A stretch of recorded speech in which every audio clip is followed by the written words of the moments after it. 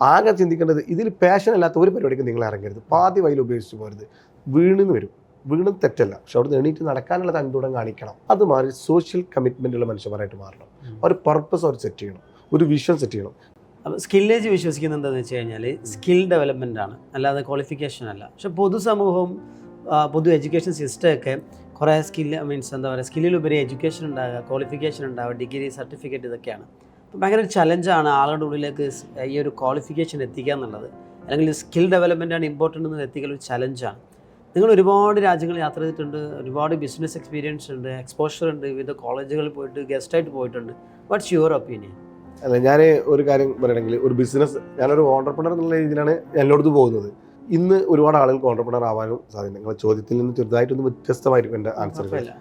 അതായത് ഒരാൾക്ക് ബിസിനസ് തുടങ്ങാൻ 4 ക്യാപിറ്റലാണ് വേണ്ടത്, ഞാൻ മനസ്സിലാക്കിയെടുത്തോളാം. 1 ഫിനാൻസ് ക്യാപിറ്റൽ, നമ്മളൊക്കെ പറഞ്ഞാൽ പൈസ വേണം. 2 ഇൻ്റലക്ച്വൽ ക്യാപിറ്റൽ, അത് നമുക്ക് നമ്മളെ ഈ ചെയ്യാൻ പോകുന്ന ആ മേഖലയെ കുറിച്ച് നല്ല വിവരം നമുക്ക് ഉണ്ടായിരിക്കണം, നോളജ് ഉണ്ടായിരിക്കണം. 3 സോഷ്യൽ ക്യാപിറ്റൽ, അതായത് എൻ്റെ സ്റ്റൈലിൽ പറഞ്ഞാൽ, അതായത് നമ്മളെ വാല്യൂ ഉള്ള ആളുകൾ, അല്ലെങ്കിൽ അത്രത്തോളം സമൂഹത്തിൽ സോഷ്യലായിട്ട് വാല്യൂ ഉള്ള ആളുകൾ നമ്മളെ തിരിച്ചറിയണം, അല്ലെങ്കിൽ അവരായിട്ട് ബന്ധം സ്ഥാപിക്കാനുള്ള ഒരു കപ്പാസിറ്റി. അതായത് സോഷ്യൽ ക്യാപിറ്റൽ എന്ന് പറഞ്ഞാൽ നെറ്റ്വർക്കിംഗ് ക്യാപിറ്റൽ. ഓക്കെ. 4മത്തേത് പറഞ്ഞാൽ ടീം ക്യാപിറ്റൽ. ഞാൻ ഇൻ്റലക്ച്വൽ ക്യാപിറ്റലൊക്കെ ഓക്കെയാണ്, ഫിനാൻസ് ക്യാപിറ്റലും ഓക്കെയാണ്, സോഷ്യലും എന്നെ എല്ലാവരും അറിഞ്ഞൊരു കാര്യമില്ല. ഇത് കൊണ്ടുനടക്കാൻ എനിക്ക് നല്ല ടീമാണ്, ടീം ക്യാപിറ്റൽ.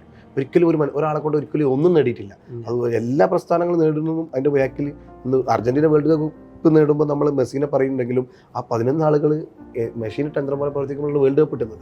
അതേപോലെ ഈ ടീം ക്യാപിറ്റൽ വരും. ഇങ്ങനെ 4 ക്യാപിറ്റലുള്ള ആളുകൾക്ക് ബിസിനസ് ചെയ്യാൻ പറ്റും. അപ്പോൾ ഇന്ന് ബിസിനസ് ചെയ്യാൻ ആളുകൾ ഓക്കെയാണ്, ജോലിക്ക് വേണ്ടി ആളുകളോ സ്കില്ലുള്ള ആളുകളിൽ ഓരോ ഓണ്ടർപ്രണറും ബുദ്ധിമുട്ടുന്നത് മാർക്കറ്റിൽ കഴിവുള്ള ആളുകളില്ലാത്തതുകൊണ്ട്, മൾട്ടി ടാലൻ്റ് ഉള്ള ആളുകളില്ലാത്തതുകൊണ്ടാണ്. ഒരിക്കലും ഒരു കാര്യങ്ങൾ ഒരാളെ ഏൽപ്പിച്ച് കഴിഞ്ഞാൽ ആ ഒരു കാര്യത്തിൽ മാത്രം ഒതുങ്ങി നിൽക്കുന്ന ആളുകളിൽ നിന്ന് മാറി കോമ്പറ്റേറ്റഡ് മാർക്കറ്റാണ്, മൾട്ടി ടാലൻ്റ് ഉള്ള ആളുകളായിരിക്കും.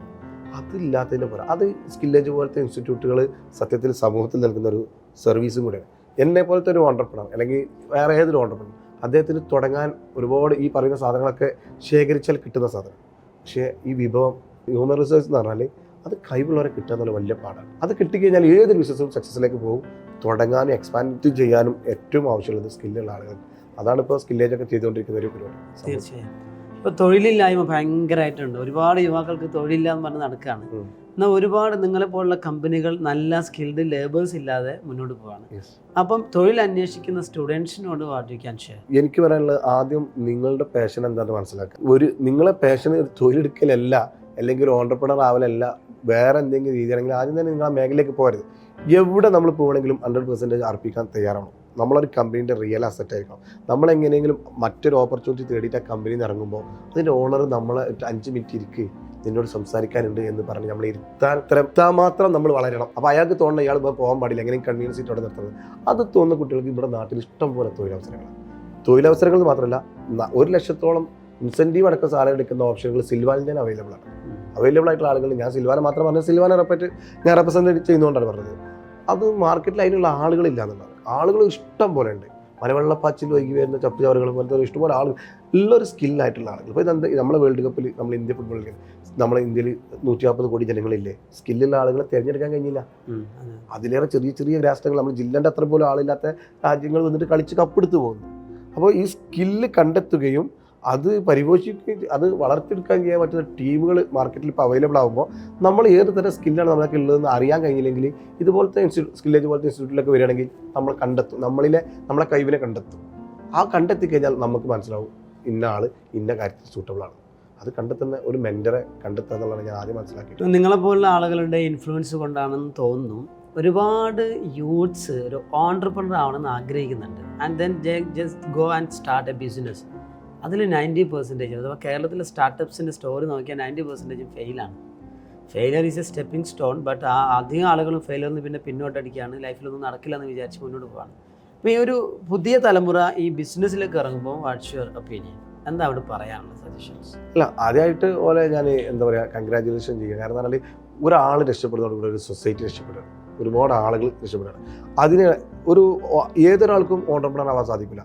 കുറച്ച് ധൈര്യവും ഫിനാൻസൊക്കെ പിന്നെ ഒപ്പിക്കാൻ പറ്റും. കുറച്ച് ഹാർഡ് വർക്ക് ചെയ്യാൻ മനസ്സുള്ളവർക്ക് മാത്രമേ ഇതിലേക്ക് ഇറങ്ങാൻ പറ്റുള്ളൂ. ആകെ ചിന്തിക്കേണ്ടത്, ഇതിൽ പാഷൻ അല്ലാത്ത ഒരു പരിപാടിക്ക് നിങ്ങൾ ഇറങ്ങരുത്. പാതി വയൽ ഉപയോഗിച്ച് പോരുത്. വീണെന്ന് വരും. വീണത് തെറ്റല്ല, പക്ഷെ അവിടെ നിന്ന് എണീറ്റ് നടക്കാനുള്ള തന്തൂടം കാണിക്കണം. വീണതോടുകൂടി അതോടുകൂടി ആ കിടപ്പ് കിടക്കുന്ന ഒരു കൺസെപ്റ്റിലേക്ക് പോകില്ല. വളർന്നു വരുന്ന എല്ലാ തലമുറയും നല്ലൊരു സൂചന എന്ന് പറഞ്ഞാൽ എല്ലാവർക്കും ഓൺട്രപ്രണർ ആവണം എന്നുള്ളൊരു മൂഡ്. ഇതുപോലത്തെ ഇൻഫ്ലുവൻസർ ആയിട്ടുള്ള ഒരുപാട് ആളുകൾ അവരുടെ ലൈഫ് സ്റ്റൈൽ ഇടുമ്പോൾ, അവരുടെ യാത്രകൾ ഇടുമ്പോൾ, അയാൾ ഇങ്ങനെ ഒരു ബിസിനസ്സുകാരനായതുകൊണ്ടല്ല അയാൾക്ക് ഇങ്ങനെ രാജ്യങ്ങൾ കാണാൻ പോകുന്നത്, പുതിയ പുതിയ കാറുകൾ ഓരോരുത്തർ ഇറക്കുമ്പോൾ നമ്മുടെ നാട്ടിലും ഉള്ള ഇൻഫ്ലുവൻസേഴ്സാണ്, എല്ലാവരും ഇൻഫ്ലുവൻസേഴ്സാണ്. ഓരോ കാറുകളൊക്കെ അവർ സ്റ്റോറി ഇടുന്നു, റീലിടുന്നു. സോഷ്യൽ മീഡിയ ഇന്ന് കുട്ടികളെ സത്യത്തിൽ ഒരു തരത്തിൽ പറയണമെങ്കിൽ നല്ലൊരു ഗുണം, എല്ലാത്തിനും പോസിറ്റീവും നെഗറ്റീവും, നല്ലൊരു ഗുണം എന്ന് പറഞ്ഞാൽ കുട്ടികളെ തെറ്റിലേക്ക് പോകുന്നതിൽ നിന്ന് മാറ്റി വിജയത്തിലേക്ക് പോകാൻ വേണ്ടി പ്രേരിപ്പിക്കുന്നുണ്ട് പല കാര്യങ്ങൾ കൊണ്ടും. അവിടെ വിജയിച്ചവരുടെ കഥ പറയുകയും അവരുടെ സ്റ്റോറി കേൾക്കുകയും ചെയ്യാൻ അതിന് വ്യൂവേഴ്സ് ഉണ്ടെങ്കിൽ, അതിന് 2 മില്യൺ 3 മില്യൺ ആളുകൾ കേൾക്കാനുണ്ടെങ്കിൽ നമ്മൾ മനസ്സിലാക്കേണ്ടത് നമ്മുടെ നാട്ടിൽ 20-30 ലക്ഷം വരുന്ന യുവാക്കൾ, കുട്ടികൾ, വളർന്നു വരുന്ന സ്റ്റുഡൻസ് തലമുറ ഒക്കെ ഓൺട്രപ്രണറായി സക്സസ് ആയി ലൈഫിൽ എന്തെങ്കിലും നേടണമെന്ന് ആഗ്രഹിക്കുന്ന ആളുകളുണ്ട് എന്നുള്ള പോസിറ്റീവ് തിങ്ക്. വരാൻ പോകുന്ന ജനറേഷൻ ജെൻസി അല്ലെങ്കിൽ അൽഫ ജനറേഷനൊക്കെ നമ്മുടെ നാട്ടിൽ വിപ്ലവം സൃഷ്ടിക്കുന്നതാണ് എനിക്ക് പറയാനുള്ളത്. അവരുടെ കാലാണ് ഡിഫറെൻ്റ്. നാളെ അടുത്ത പതിറ്റാണ്ടുകളിൽ വേൾഡിലെ പ്രധാനപ്പെട്ട വിരലെണ്ണാവുന്ന കമ്പനികളൊക്കെ നമ്മുടെ നാട്ടിൽ നിന്ന് വളർന്നു വന്ന കമ്പനികൾ ഉണ്ടാവും എന്നുള്ളത് തീർച്ച. കാരണം അങ്ങനെ ആദ്യം മൈൻഡ് സെറ്റ് ആയിട്ടുണ്ട് എല്ലാവരും, പിന്നെ സെക്കൻഡറി ബാക്കിയെല്ലാം വന്നോളല്ലോ.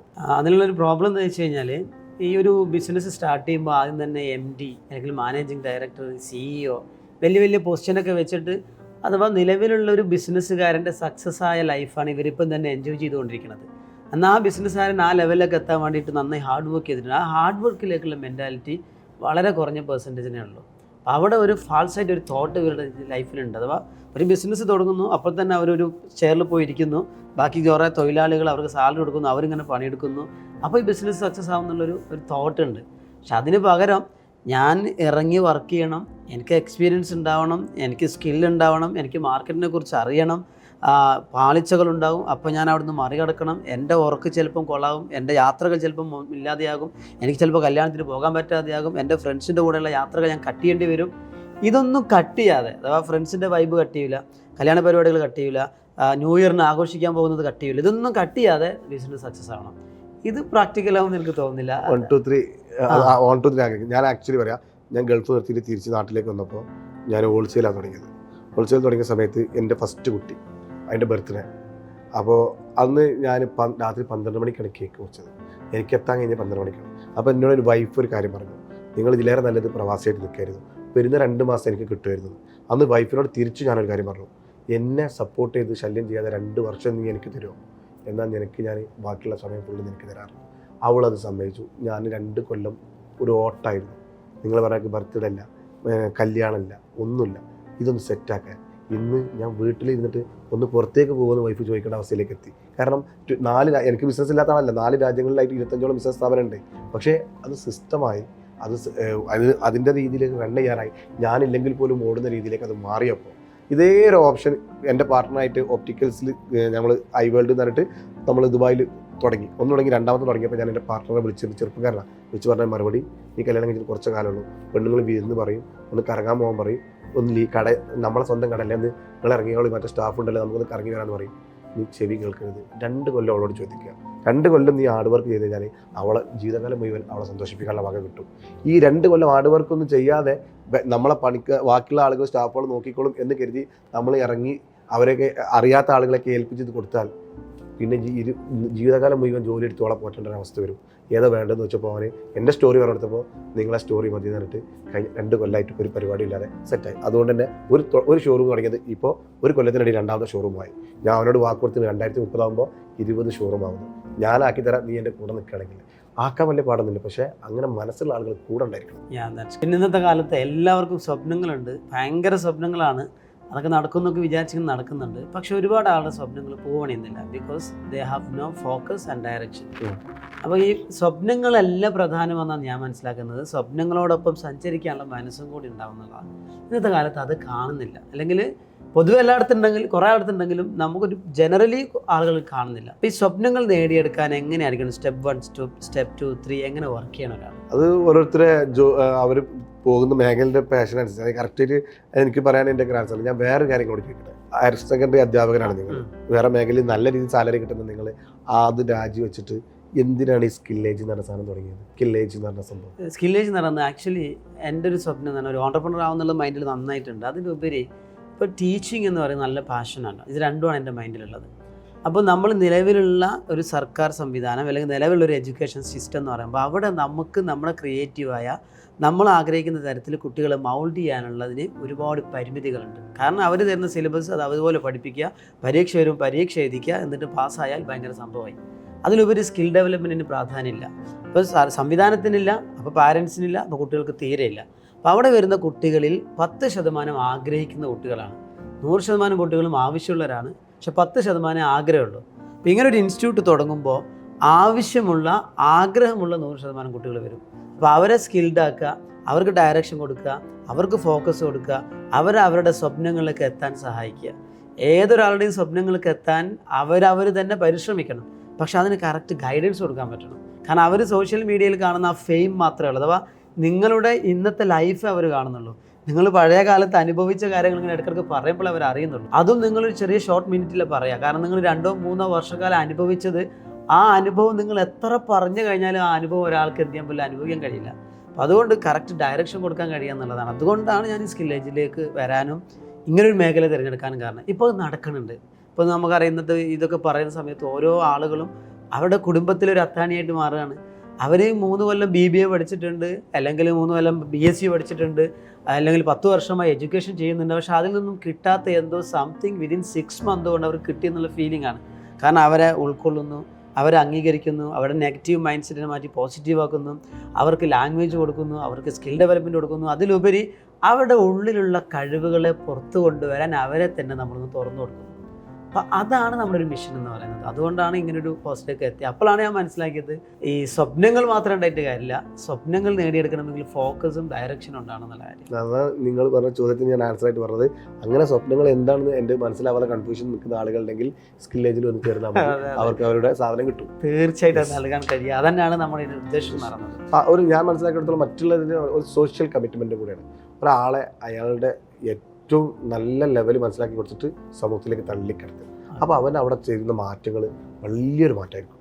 എൻ്റെ കഴിവുകൾ അറിയാതെ ഞാൻ ആക്ച്വലി ഒരു അക്കൗണ്ട്സ് മെറ്റീരിയൽസ്, അതായത് ഫിനാൻസ് ബാക്ക്ഗ്രൗണ്ടിലാണ്. പക്ഷേ ഞാൻ അതല്ലായിരുന്നു. ഒരു ടാബുകൾക്കിടയിൽ ഒരുപാട് പുസ്തകങ്ങൾക്കിടയിൽ എന്തും പ്രോബ്ലം സോൾവ് ചെയ്യുന്ന ഒരു മനുഷ്യനായിട്ട് ഞാൻ ഒതുങ്ങായിരുന്നെങ്കിൽ ഞാൻ അങ്ങനെ ഒതുങ്ങുമായിരുന്നു. പക്ഷേ എൻ്റെ മനസ്സിലൊരു ഫയർ ഉണ്ടായതുകൊണ്ട് ഞാൻ മാർക്കറ്റിംഗ് മേഖലയാണ് എന്നെ വളർത്തുക എന്ന് മനസ്സിലാക്കിയതുകൊണ്ട് തന്നെ സെൽഫ് ബ്രാൻഡിങ് ഞാനിപ്പോൾ സിൽവാ മുസ്തഫ എന്ന് പറഞ്ഞ് തുടങ്ങാനും, അല്ലെങ്കിൽ എൻ്റെ ഓരോ കാര്യത്തിനും കൂടി എൻ്റെ പ്രൊഡക്റ്റുകളും എൻ്റെ സ്ഥാപനങ്ങളും ഞാൻ ഇടയ്ക്കിടയ്ക്ക് ഉരുളക്ക് ഉപ്പേരി എന്നുള്ള രീതിയിൽ ഇടുന്നു.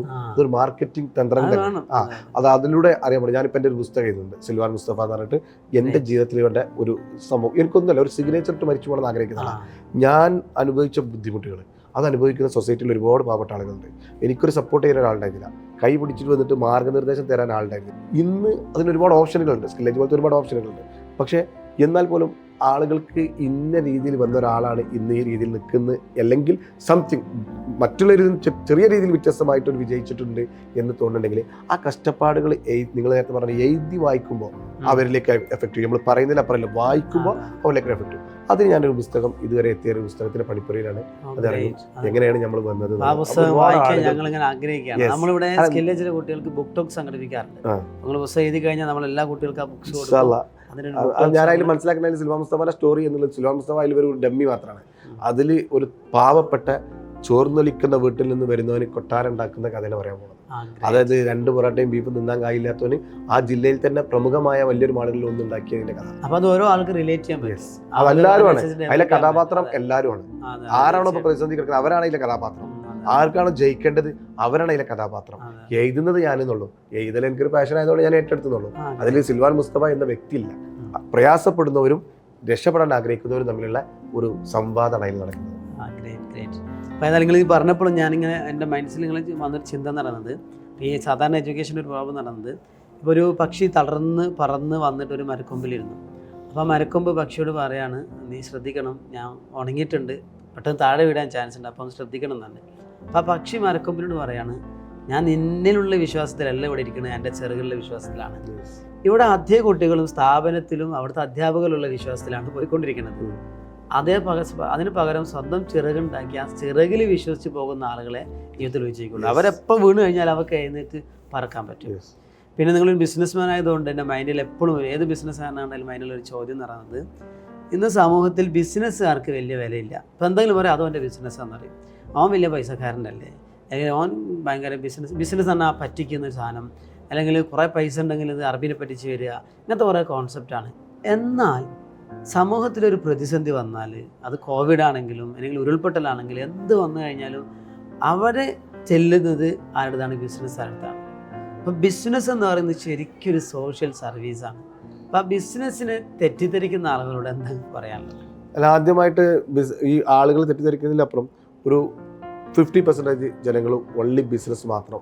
നമ്മളെപ്പോഴും പറയും മാന്തളിനെ പോലെ, കൈക്കോട്ടിനെ പോലെ. മാന്തൾ ഒറ്റ കണ്ടാണ്, കൈക്കോട്ടിനെ പോലെ ഒരു സൈഡിലേക്ക്. അത് മാറി സോഷ്യൽ കമ്മിറ്റ്മെൻ്റ് ഉള്ള മനുഷ്യന്മാരായിട്ട് മാറണം. ഒരു പർപ്പസ് അവർ സെറ്റ് ചെയ്യണം, ഒരു വിഷൻ സെറ്റ് ചെയ്യണം. ഞാനും എൻ്റെ കുട്ടികളും എൻ്റെ കുട്ടികളും എന്ന കൺസെപ്റ്റ് മാറ്റി നമ്മളെ നാടും നമ്മളെ നാട്ടുകാരും എന്നുള്ള കൺസെപ്റ്റിലേക്ക് മാറണം. ഒരു എക്സാമ്പിൾ, ഇപ്പോൾ സിൽവാൻ ഒരു വിഷൻ സെറ്റ് ചെയ്ത് മുന്നോട്ട് പോകുക.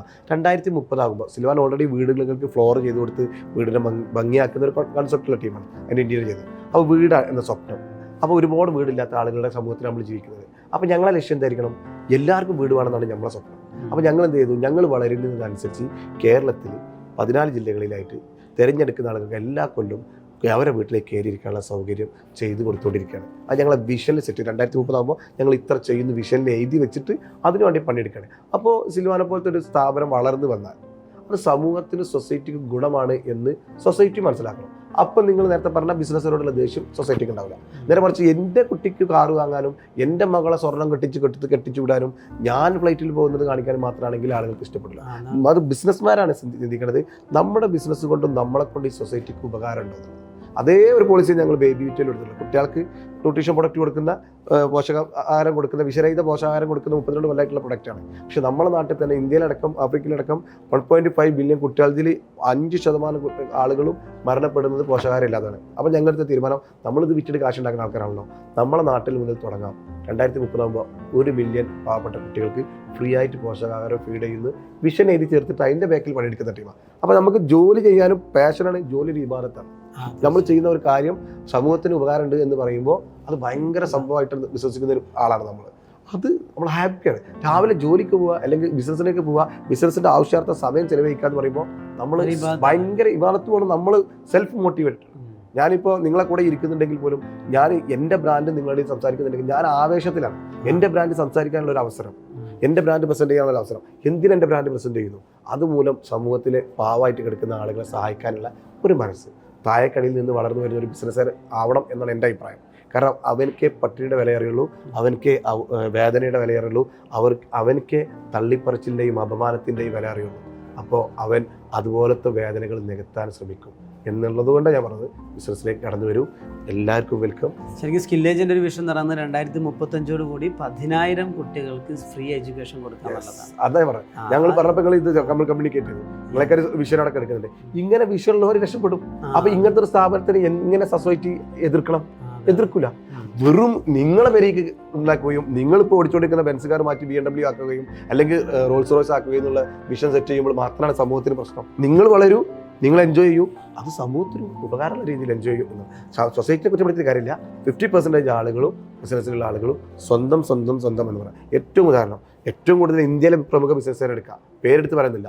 ടാറ്റ ഉണ്ട്, പിന്നെ അംബാനി ഉണ്ട്, അദാനി ഉണ്ട്. ഇയാൾ ഇന്നും ടാറ്റൻ്റെ ഓണർ ഇന്നും ഇന്ത്യയിലെ ഏറ്റവും വലിയ പണക്കാരനാകുന്നില്ല. കാരണം അയാളുടെ ബിസിനസ്സിന് 50% ചാരിറ്റി കൊടുക്കുക. അത് നമ്മൾ ആസിം മുറംജി അദ്ദേഹത്തിന്റെ ബിസിനസ്സിൽ അയാൾ കൊടുക്കുന്ന ചാരിറ്റിക്ക് കണക്കില്ല. മറ്റുള്ളവർ കൊടുത്തതിന്റെ കണക്ക് നമ്മൾ ഇതുവരെ കണ്ടിട്ടില്ല. നിർബന്ധമായി കൊടുക്കേണ്ട CSR കൊടുക്കുക എന്നല്ലാതെ വേറെ എവിടെ ചെയ്യുന്നില്ല. അതുകൊണ്ട് തന്നെ ഇന്ത്യയിൽ ഒരു 10 ആളെടുത്തിട്ട് ചോദിക്കുകയാണെങ്കിൽ നിങ്ങൾക്ക് റിലയൻസിനാണ് ഇഷ്ടം, അദാനിനാണ് ഇഷ്ടം, രത്തൻ ടാറ്റനാണ് ഇഷ്ടം എന്ന് പറഞ്ഞാൽ കണ്ണടച്ച് തുറക്കണ മുന്നേ ആളുകൾ പറയും രത്തൻ ടാറ്റ എന്ന്. ഈ രത്തൻ ടാറ്റ ഇവരെ വീട്ടിലേക്ക് അരി കൊടുത്തിട്ടില്ല, ഈ പറയുന്നവന്റെ വീട്ടിലേക്ക് ഒന്നും കൊടുത്തിട്ടില്ല. പക്ഷേ രത്തൻ ടാറ്റ സമൂഹത്തിൽ ഒരു മെസ്സേജ് കൊടുത്തിട്ടുണ്ട്. ആ മെസ്സേജ് നിങ്ങൾക്കൊക്കെ ആവശ്യമുള്ളത് അതേ വേണ്ടുള്ളൂ. അത് മറ്റുള്ളവർ മെസ്സേജ് കൊടുത്തത് എന്താണ്? എങ്ങനെയെങ്കിലും വില കൂട്ടിക്കാണ്ട് നമ്മളെ പറ്റിക്കുക എന്നുള്ള മെസ്സേജാണ് കൊടുത്തുകൊണ്ടിരിക്കുന്നത്. അത് തികച്ചും വ്യത്യാസം. അങ്ങനത്തെ സൊസൈറ്റിനെ എതിർക്കൽ സ്വാഭാവികം. നമ്മൾ രക്തൻ ടാറ്റ ആവണം, അല്ലെങ്കിൽ അംബാനിയോ അദാനിയോ അല്ല. രക്തൻ ടാറ്റ എന്താണ് പഠിച്ചത് അതാവണം എന്നാണ് എൻ്റെ പേഴ്സണൽ ആയിട്ടുള്ള ഒരു. അല്ല, അങ്ങനത്തെ കുറേ ബിസിനസ്സുകാർ വന്നാൽ എല്ലാവർക്കും ഇഷ്ടമാണ്. ഈ നാട് മാറി, കാരണം നാട്ടിൽ പട്ടിണി ഇല്ലാതെ ആകും. നിങ്ങൾ നേരത്തെ പറഞ്ഞ പോലെ ഈ രാജ്യത്തിന്റെ നട്ടലായിട്ട് ബിസിനസ്സുകാർ മാറും. ലാസ്റ്റ് ക്വസ്റ്റ്യൻ നമുക്ക് നിർത്താം. ഓക്കെ, നിങ്ങളുടെ ലൈഫിൽ കുറേ കുത്തുവാക്കുകൾ, കുറേ കുറ്റപ്പെടുത്തലുകൾ, കുറേ പിടിച്ചുവലികളൊക്കെ സംഭവിച്ചിട്ടുണ്ടാവും അല്ലേ? അപ്പോൾ അതിനെങ്ങനെ നിങ്ങൾ മറികടന്നു? അങ്ങനത്തെ ഒരു അനുഭവം പങ്കുവെക്കുക. 2024 കഴിഞ്ഞു. മനോഹരമായിട്ടുള്ള 2024 വിട വാങ്ങി പുതുതായി അതിമനോഹരമായിട്ടുള്ള 2025 നമ്മൾ ഇരിക്കുന്നത്. ഒരു 2 സൈറ്റുള്ളൂ. 2024 കിട്ടിയ എല്ലാ പോസിറ്റീവും എൻ്റെ തോളിലുണ്ട്. അവിടെ നിന്ന് കിട്ടിയ നെഗറ്റീവൊക്കെ ഞാൻ അവിടെ വെച്ചിട്ടാണ് പോകുന്നത്. ജീവിതത്തിൽ ഒരുപാട് നെഗറ്റീവ് കിട്ടും, ഞാനത് പിന്നെ പ്രോത്സാഹിപ്പിക്കാറില്ല, അത് കൊണ്ടുനടക്കാറില്ല. അവിടെ നിന്ന് കിട്ടിയ പോസിറ്റീവായിട്ട് മുന്നോട്ട് പോകുന്നത്. കുത്തുവാക്കുകൾ പറയുന്നവന് പറഞ്ഞുകൊണ്ടിരിക്കും. അവൻ്റെ ജീവിതത്തിൽ അവനല്ലാതെ നമ്മളെ കുറിച്ച് കുത്തുവാക്ക് അങ്ങനെ വേറെ ആർക്കും അവകാശമുള്ളത്. അവൻ പണിക്ക് പോകാൻ പാടില്ല. അവന് കുത്തുവാക്ക് പറഞ്ഞിരിക്കണം, അവൻ അപമാനിച്ചുകൊണ്ടിരിക്കണം, അവൻ ജീവിതം പോകണം. എന്നെ അപമാനിച്ച ഒരാളുണ്ട്. നമ്മൾ ഒരിക്കലും ഈ കാലം ഒരുപാട് കാലം കഴിഞ്ഞില്ല. ഞാൻ ഒരു ടൈൽ എടുക്കാൻ വേണ്ടി പോയപ്പോൾ ആ കമ്പനി ടൈൽ വിൽക്കാൻ വേണ്ടി പോയപ്പോൾ എന്നെ നാട്ടിൽ 2 അനുഭവമുണ്ട്. വാങ്ങാൻ വേണ്ടി പോയതും വിൽക്കാൻ വേണ്ടി പോയപ്പോൾ വിൽക്കാൻ വേണ്ടി പോയപ്പോൾ എന്നെ അവിടെ കൊണ്ടിരുത്തി കുറേ കാര്യങ്ങളൊക്കെ ചോദിച്ചായിരുന്നു. എന്നെ കൊണ്ട് ഒരുപാട് അവിടെ പരിപാടിയൊക്കെ ചെയ്യിപ്പിച്ചു. ഞങ്ങൾക്ക് വേണ്ട, എൻ്റെ ഡാറ്റ എടുക്കാൻ.